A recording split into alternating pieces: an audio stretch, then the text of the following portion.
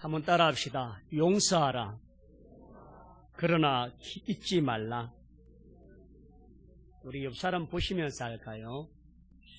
용서하라. 그러나 잊지 말라. 뜬금없는 말을 같지요. 이 문구는 2차 세계대전이 끝나고 난 이후에 독일 아우슈비츠 수용소에서 수많은 사람들이 학살을 당하고 깨쓰고 죽은 그 희생자들이 있었던 수용소 앞에 전쟁이 다 끝나고 유대인 랍비들이 이것을 기억하기 위해서 그 수용소 앞에다가 적어놓은 글귀입니다. 용서하라는 독일 나치들의 그 극악무도하고 잔악한 그 모든 것들을 용서하고, 그러나 뭐 하지 말라고요? 잊지 말라. 오늘 성경 신명기 32장 이 말씀에 옛날을 기억하라, 역대의 연대를 생각하라, 내 아버지에게 물으라, 그가 내게 설명할 것이요 내 어른들에게 물으라, 그들이 내게 말하리로다. 이 말은 이스라엘 백성들이 과거에 애굽에 종살이했다는 사실을 기억하라는 거예요. 애굽의 종살이를 통하여서 얼마나 고통스럽고 힘겹고 어려웠는지를, 그것에 대한 그 민족의 고통을 기억하라는 거예요. 두 번째는 그런 이스라엘 백성들을 누가 이와 같이 애굽을 출애굽하게 만들고 자유와 해방의 몸으로 만들었느냐는 바로 하나님이다. 그리고 그들을 광야 40년 세월을 통하여서 가나안 땅을 인도하셨던 그 하나님을 잊지 말고 기억하며 그 하나님을 경배하며 그 하나님께 찬송하며 그 하나님께 은혜를 잊지 말고 하나님을 영화롭게 하라고 하는 말이 이 속에 포함되어 있습니다. 내일이 6.25입니다.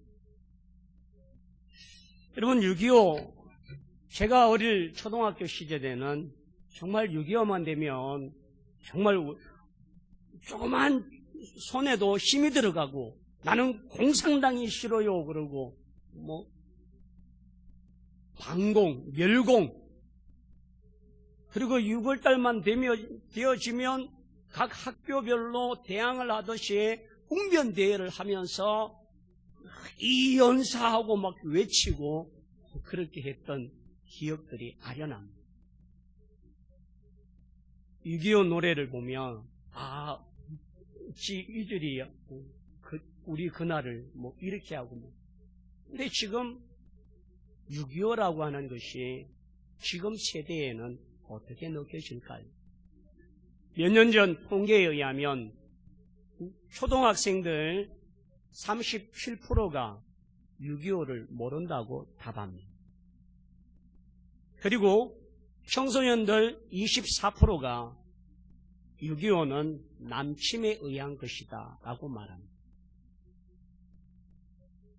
이처럼 6.25에 대하여 바로 인식하지 못한다면 오늘 우리 미래는 없는 것입니다. 그래서 오늘 성경 말씀과 오늘 우리 민족이 겪었던 6.25를 다시 한번 기억하고 그걸 통하여서 잊지 말고 우리가 이 나라와 이 민족을 위해서 무엇을 해야 될지를 할 수 있는 복된 시간이 되기를 축원합니다. 1950년 6월 25일은 휴일이었습니다. 새벽 4시에 38선부터 북한에 남침이 일어났는데 소련제 탱크 500대가 일시에 38선을 넘고 남침을 하게 됩니다. 서울이 3일 만에 함락이 되고, 그리고 수원으로 정부가 옮겨가고 수원에서 다시금 대전까지 오는 데에 7월 20일에 대전까지 함락되어졌습니다.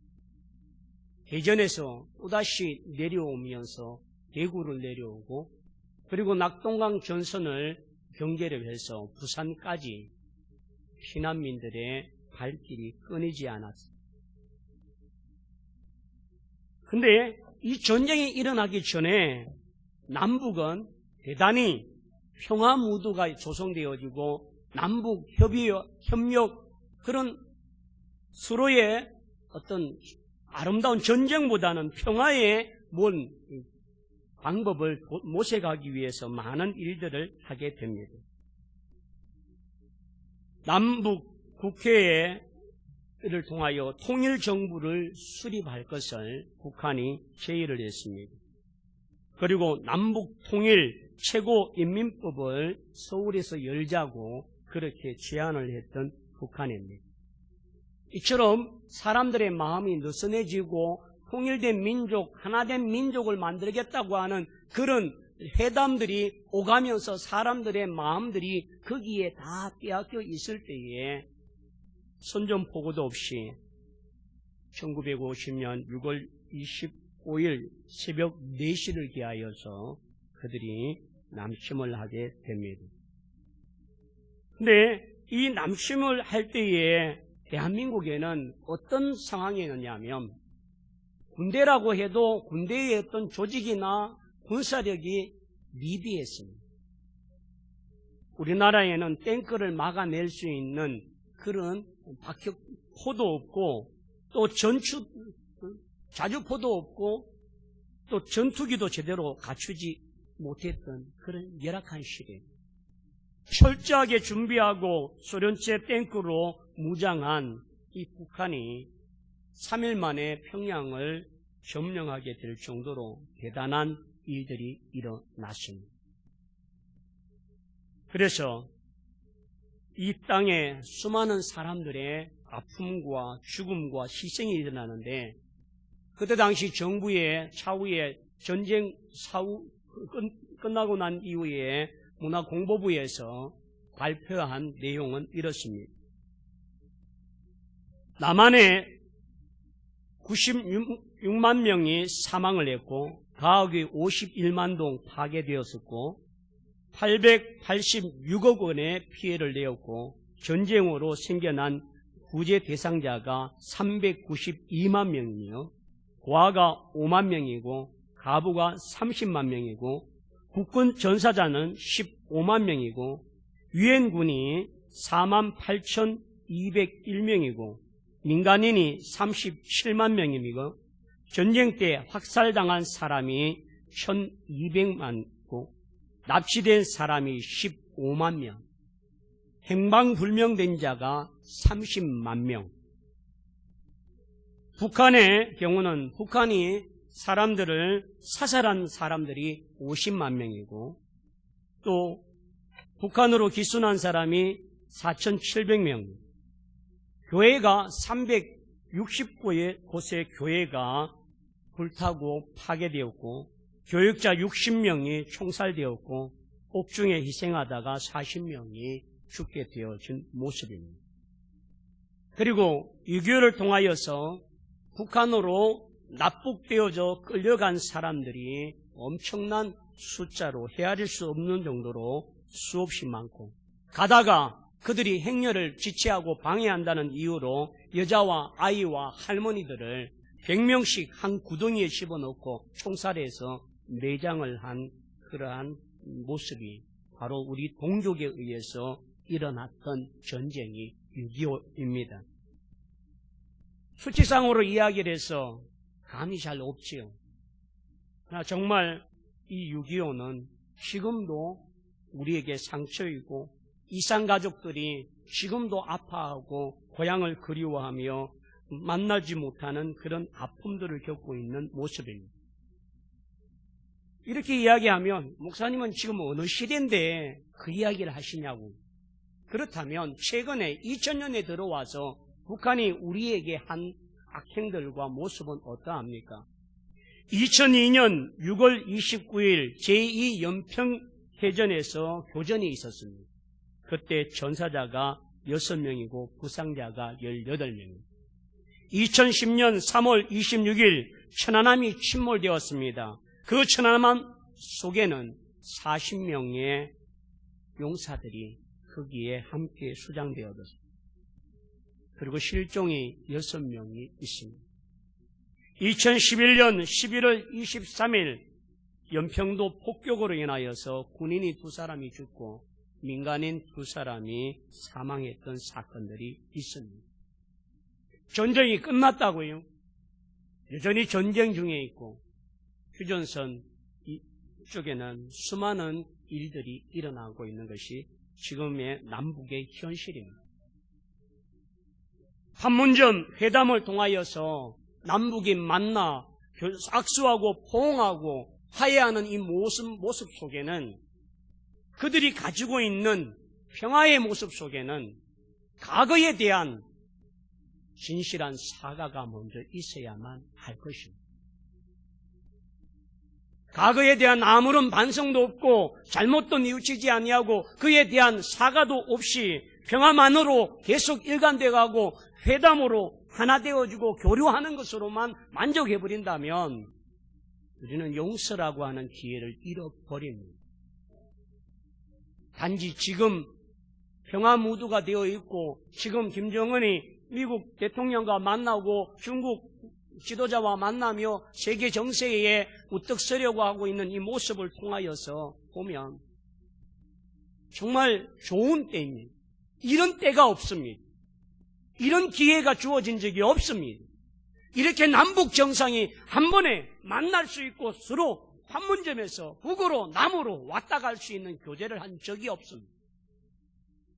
그러나 잊지 말아야 될 것은 그 일로 인하여 전쟁으로 아직까지 정전에 대하여 전쟁의 휴전 중에 있다는 사실.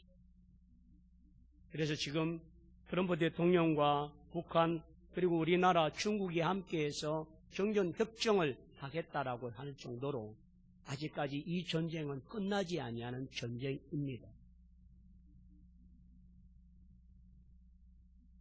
세종대왕이 이런 이야기를 했습니다. 정치를 잘 하려면 반드시 지난 시대의 실안의 자취를 살펴보아야 한다. 그 자취를 보면 오로지 역사를 읽을 수밖에 없다. 그 역사를 바로 알아야만 오늘 우리가 현실을 바로 볼 수가 있는 것입니다. 그렇다면 저는 이 6.25를 생각하면서 준비하면서 어떤 생각이 들었냐면 어느 날 새벽에 기도하는데 이런 생각이 들더라고요. 김일성이나 김정은이나 김정일이나 김정은이 그렇게 북한의 핵이라고 하는 그것에 집착했던 이유가 뭘까? 그 핵을 만들고 그 핵을 개발하고 그 핵을 가짐으로 그들이 얻으려고 하는 것은 전쟁이었을까?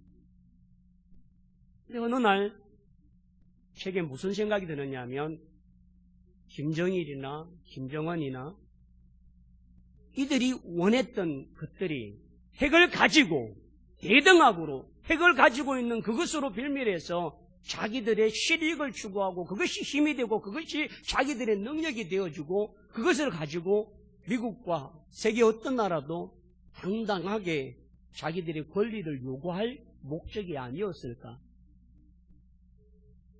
그렇게 혈안되고 그렇게 피난하고 북한을 그렇게 억압함에도 불구하고 핵을 포기하지 않은 이유.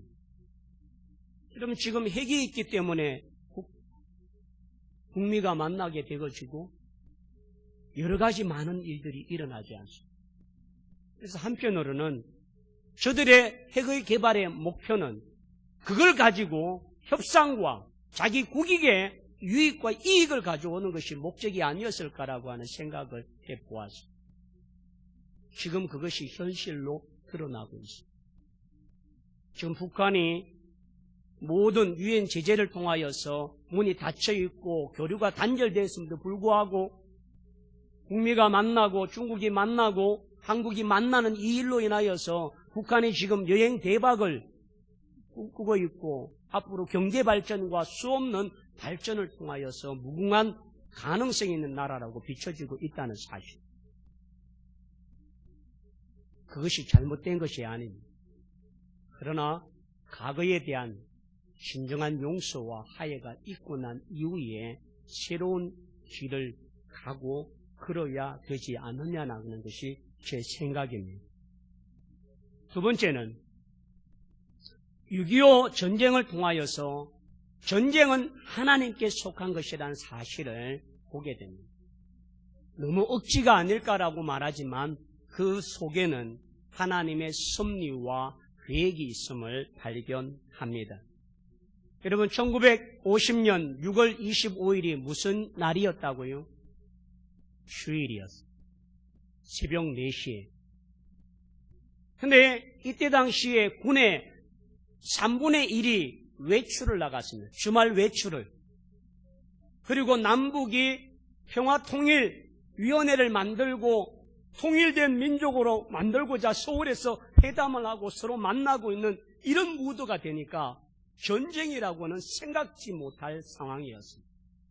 그리고 사람들은 주일이 되어지면 쉬고 또 여행을 가거나 또 다른 일을 하거나 자기 직장에서 잠시 머물러 자기 가사 일을 돕거나 하는 일들로 인해서 모든 것이 돼요. 제가 어렸을 때 저희 할머니는 토요일을 방공일이라 그러고 주일을 온전히 공휴일이다. 공공휴일. 그렇게 이야기하죠. 이 주일에 모든 사람들이 쉬고 이와 같은 종교적인 주일날에 일어남으로 말미암아 이것이 정말 북한이 가지고 있는 것이 결국 하나님과의 대적, 하나님의 나를 전쟁의 날로 만든 그것을 통하여서 결국 우리에게 고통과 아픔을 주었던 날이기도 합니다. 그래서 대한민국은 이 공휴일을 통하여서 주일을 통하여서 나타나는 정말 전쟁을 통하여서 휴가 간 사람들이 복귀도 못하고 후퇴하게 되어지는 그런 일들로 인하여 무장되지 못하고 정비되지 못한 군대는 3일 만에 서울을 내어줄 수밖에 없고 수원을 7월 20일에 결국은 대전까지 함락되어져서 부산으로 마지막 피난길을 가게 되어지는 결과를 갖습니다. 어찌 보면 이 주일이 하나님의 날임에도 불구하고 그들은 전쟁의 날로 만들었고 고통의 날로 만들었고 피비린 날로 만들었지만 우리가 이것을 잊지 말아야 하는 것입니다.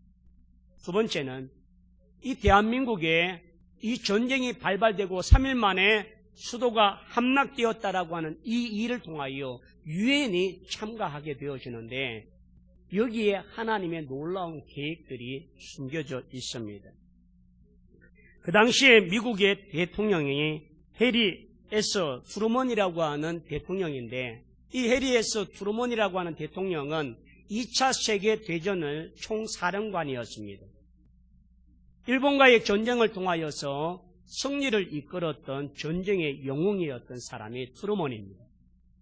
그런데 이 트루먼이 사령관일 때에 결정한 일이 뭐냐면 일본에 있는 히로시마와 나가사키에 원자폭탄을 투하하도록 그가 승인을 한 사람이 바로 그입니다. 그가 전쟁의 실상 속에서 그 전쟁을 통하여서 민족이 얼마나 고통스럽고 힘겨운 것을 아는 사령관 출신이었던 트루먼은 대한민국이 전쟁이 일어나고 북한 공산주의자가 남한을 침공하고 있다는 이 사건을 새벽에 보고를 받게 됩니다. 그리고는 자기 침실에서 일어나서 하나님 앞에 엎드려 기도했습니다. 정말 결정을 해야 될 결정적인 순간에 그는 하나님의 도움을 구하고 하나님께 기도했습니다. 그의 결정 하나가 미국의 수많은 젊은이들이 전쟁터에 나가서 목숨을 잃어야 하고 수많은 자원과 물자가 사라져야 될 위기에도 있음에도 불구하고 그는 기도의 자리에 먼저 서서 이 대한민국의 전쟁을 위해서 무엇을 해야 될지를 먼저 하나님께 기도했습니다. 그럴 때에 그는 기도 후에 결정을 내렸습니다. 나만이 공산치하에 들어가는 것은 하나님께 영광이 될 수 없다라고 하는 그 응답을 받고 위에 것을 소집하고 6.25 동란에 대하여 파병을 결정하게 됩니다. 그가 기도하며 엎드리며 하나님께 물어 응답받은 것이 대한민국 전쟁에 유엔을 파견하는 일을 결정했던 것처럼 하나님은 모든 전쟁에 능하신 하나님이요 전쟁은 하나님께 속하신 줄 믿습니다. 세 번째로 유엔이 이 한국 전쟁을 참가하기 위해서는 만장일치가 되어야 되는데 이 만장일치가 소련의 반대로 인하여서 어렵게 되었을 상황입니다. 6월 26일 트루만 대통령이 유엔을 안전보장이사회를 소집을 했는데 이 한국 참전에 대한 여부를 판단하기 위하여서 모두가 안전보장이사회가 소집되었습니다. 그런데 그 당시에 소련이 이미 거부권을 가지고 행사하고 있고 그로 인하여 한국의 유엔군 파병이 불확실한 그러한 때였습니다. 이 1950년 6월 26일 날 이 유엔 안전보장회의가 열려지는데 소련 대표들이 아침에 이 안전보장회의에 참석하기 위해서 거부권을 행사하기 위해서 그들이 차를 타고 뉴욕으로 오고 있습니다. 근데 회의장에 가야 될 차가 그만 중간에 퍼져서 고장이 나서 차가 움직이질 않았습니다. 그 차를 다 고치고 수리하고 이 안전보장회의에 참석했을 때는 이미 모든 회의가 끝나버리고 난 이후에 그들이 참석을 하게 된 것입니다. 여러분, 그 차가 갑자기 그렇게 고장이 났을까요? 그 차가 그대로 고장나지 아니하고 제 시간에 맞추어서 유엔 안전보장이사회에 소련의 국이 참여했다면 우리나라의 유엔군은 파병될 수가 없었던 상황입니다. 하나님께서 트루먼을 통하여 기도하게 하시면서 이 땅을 위하여 이 민족을 위하여서 보내고자 하시는 하나님의 지원군병을 이와 같은 모습으로 파병할 수 있도록 만드신 은혜가 하나님의 역사인 줄 믿습니다. 인천 상륙작전을 감행했던 메가더 장군이 한국에 와서 진두지휘를 하면서 인천 상륙작전을 수행하기 전에 낙동강 전선에 대단히 어렵습니다. 여러분, 낙동강 다부동 전투 거기에 가면 거기에 제대로 한국군과 연합군이 북한을 맞서서 싸웠던 곳이 바로 낙동강 전투입니다. 그래서 낙동강 다부동에 가면 다부동 전투 전적비가 있습니다. 거기에는 수많은 사람들의 이름과 명단들이 거기에 열거되어 있는데 그만큼 북한과 남쪽에 있는 그리고 연합군의 유엔 연합군의 엄청난 피해와 어려움을 겪게 된 곳이 바로 다부동 전투입니다. 이 다부동 전투가 정말 진적이 되지 못하고 점점 연합군의 열세로 빠지게 될 때에 메가더 장군이 이승만 대통령을 찾아가서 요구한 게 있습니다. 기도를 요청했습니다. 이 전쟁에 날씨가 좋아져서 폭격기가 뜰 수 있도록 대통령이여 기도해달라고 그렇게 요청을 한 거예요. 메가더 장군의 요청을 받은 이승만 대통령은 구국 기도라고 하는 모습으로 전체가 기도를 통하여서 이 전쟁에 좋은 날씨를 달라고 기도합니다. 그 기도를 통하여서 결국은 B-29가 비가 그치고 뜨게 되어지고 그로 인하여 폭격을 하고 연합군과 국군이 진군을 할 수 있는 계기를 마련한 것이 바로 다부동 전투입니다. 그 전쟁 속에 군사력과 좋은 무기도 있었지만 그보다도 더 크게 역사하고 그 크게 인도하시는 것이 하나님의 능력이고 기도의 능력인 줄 믿습니다. 메가더 장군뿐만 아니라 대통령까지도 구국 기도를 통하여서 이 민족의 전쟁에 하나님의 개입하심과 도와주심을 위해서 기도했을 때에 그 구국 기도의 마지막은 인천 상륙작전을 통하여서 결국 수도를 회복하는 결과를 얻게 됩니다. 물론 전쟁은 군인들이 하는 것이고 무기와 그 모든 일들이 전술들이 하는 것이지만, 그러나 그것을 지휘했던 메가더 장군의 가장 위대함은 하나님의 기도의 도움을 받고자 함이었습니다. 여러분, 우리가 지금 이 시점에 하나님의 간섭하심과 하나님의 인도하심과 하나님의 섭리하심을 위하여 기도할 때인 줄 믿습니다. 북한과 이 나라와 앞으로 변화되어질 이 모든 정세들 속에서 하나님의 주관하시고 하나님이 섭리하셔서 하나님의 의를 이루고 하나님의 영광과 권능이 드러날 수 있도록 기도해야만 할 것입니다. 6.25가 기도로 승리한 것이라면 오늘 또한 지금 이 시대에 변화와 변혁을 일어나는 이 모든 시대 속에 우리가 어떤 모습으로 이 민족이 나가야 되고 이 민족이 앞으로 걸어가야 될 모든 여정을 우리의 지혜와 지식이 아니라 하나님의 지혜와 하나님의 명철과 인도하심이 있어야 될 줄 믿습니다. 그를 위하여 지도자들에게 하나님의 지도력을 허락해 주시고 분별력과 판단력을 허락해 달라고 기도해야 마땅합니다. 그리고 저 북녘 땅에는 평양을 한국의 예루살렘이라 할 정도로 성경이 은혜가 임하였고 하나님의 말씀이 역사했던 신앙의 가장 부흥의 원초가 바로 저 북녘 땅에 있습니다.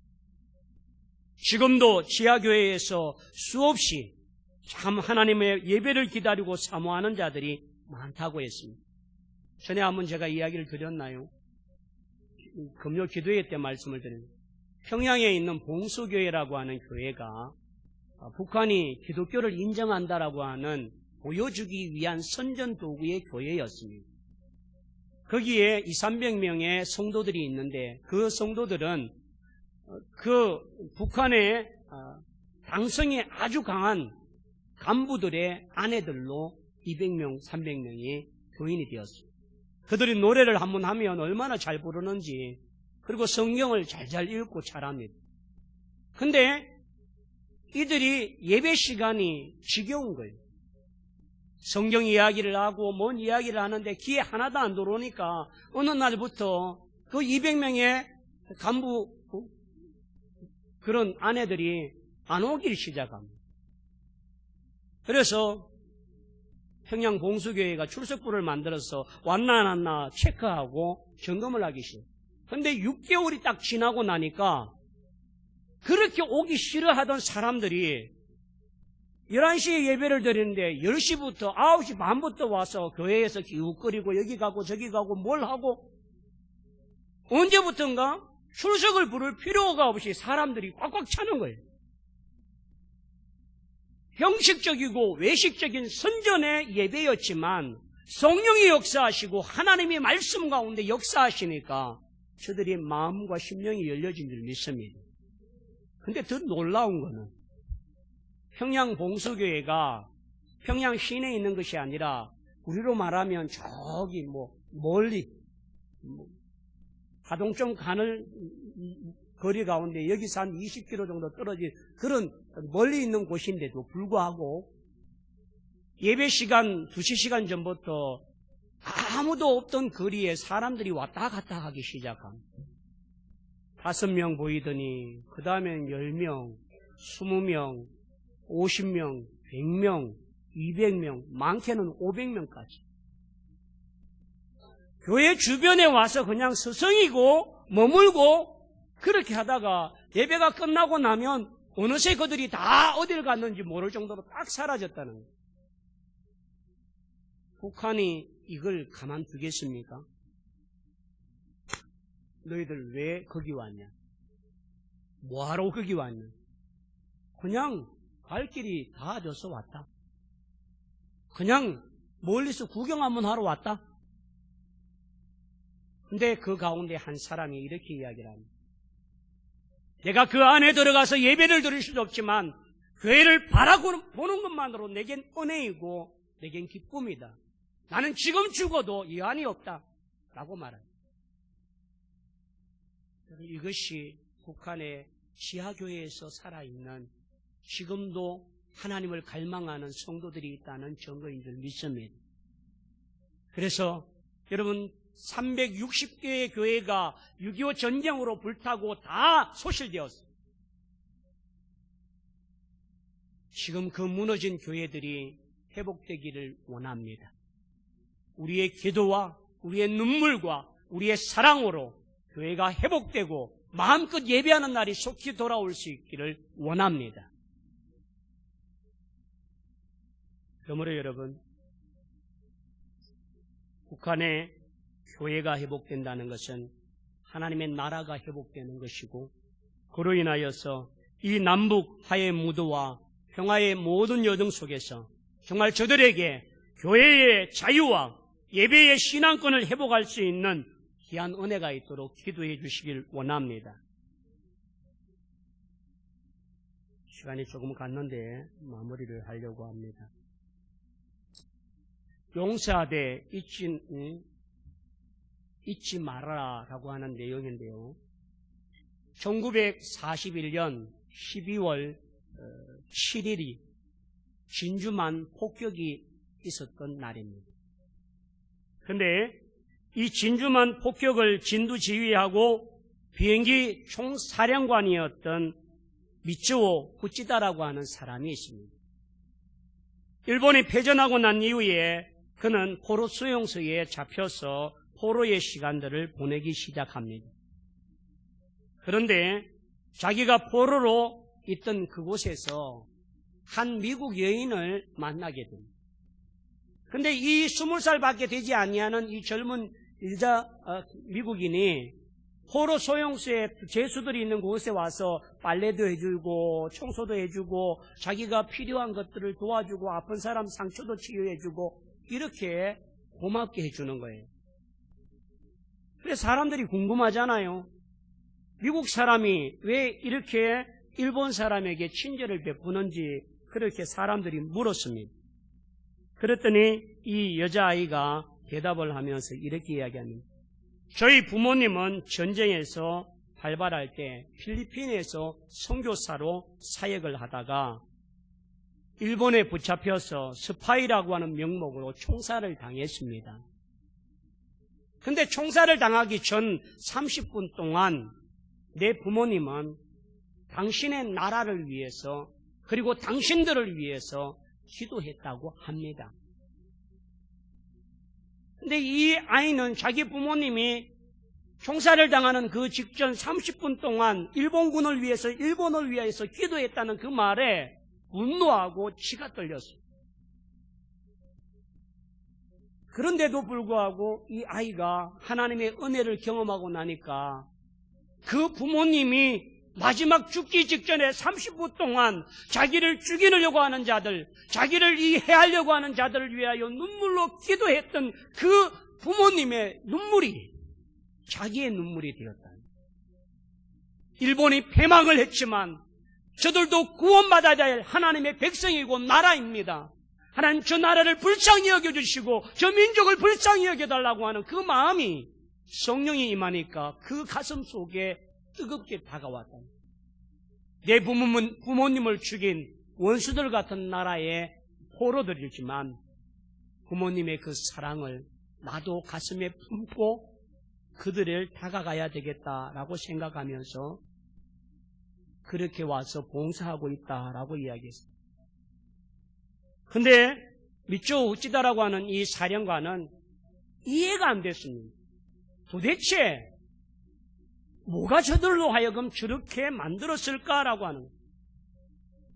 그러다가 조그마한 소책자를 갖게 되었는데 그 소책자는 디살이라고 하는 사람이 40개월 동안 일본군 포로로 있으면서 하나님의 성경책을 읽었던 경험과 은혜를 기록한 책입니다. 근데 이 디살이라고 하는 사람이 40개월 동안 일본에 포로 있다가 석방되어져서 미국으로 돌아와서 한 일이 뭐냐 하면 그 일본 히로시마와 나가사키의 원자폭탄을 터뜨리는 비행기에 탑승한 조종사였습니다. 그가 그렇게 포로로 40개월 동안 일본에 있었다가 그 가운데서 성경을 읽게 되었는데 그 성경을 통하여서 하나님을 경험하게 되고 하나님의 사랑을 깨달았다는 사실들이 그 작은 소책자에 기록되어 있었습니다. 그래서 이 미쪼 후치다라고 하는 이 사령관이 자기도 성경책을 읽기 시작했어요. 근데 마태복음을 읽다가 예수님이 십자가상에 순환을 당하면서 아버지여 저들이 하는 일을 알지 못하오니 저들의 죄를 용서해달라고 하는 이 기도를 듣는 순간 온몸에 전율이 느끼고 거기에서 이 20살밖에 되지 않은 아이의 눈물을 거기에 자기가 흘리게 돼요. 여러분, 전쟁으로 미워하고 분노했던 마음속에 그를 용서하지 못하고 보복하고 또 안갚음을 하고 또 다른 모습으로 그들을 보복했다면 그를 변화시키고 새롭게 할 수는 없었습니다. 진정한 용서만이 사람을 변화시키고 회복시키는 줄 믿습니다. 여러분, 우리 북녘 땅에 있는 민족과 동포를 위해서 기도하시고 저들을 용서하시고 또 저들을 통하여 정말 믿음의 나라가 되어지고 함께 아름다운 동역자가 될 수 있는 나라로 기도해 주시기를 원합니다. 그러므로 여러분 6.25를 잊지 맙시다. 이 대한민국의 평화를 위해서 수많은 사람들의 희생과 피와 그 헌신을 통하여서 이 나라의 자유와 평화가 우리에게 주어졌음을 기억할 때마다 이 땅에 피 흘린 그들을 위해서 기도하고 또한 이 나라에 다시 한번 이와 같은 일들이 일어나지 아니하도록 하나님 앞에 기도할 수 있는 자가 되길 원합니다. 이스라엘 박물관 앞에 가면 이런 글귀가 있다고 합니다. 과거를 기억하라, 현재를 살라, 미래를 확신하라. 그렇게 기록되어 있습니다. 과거를 기억합시다. 그리고 오늘을 삽시다. 미래를 세워갈 수 있는 우리 모두가 되기를 축원합니다. 하나님의 은혜를 찬양드리길 원합니다.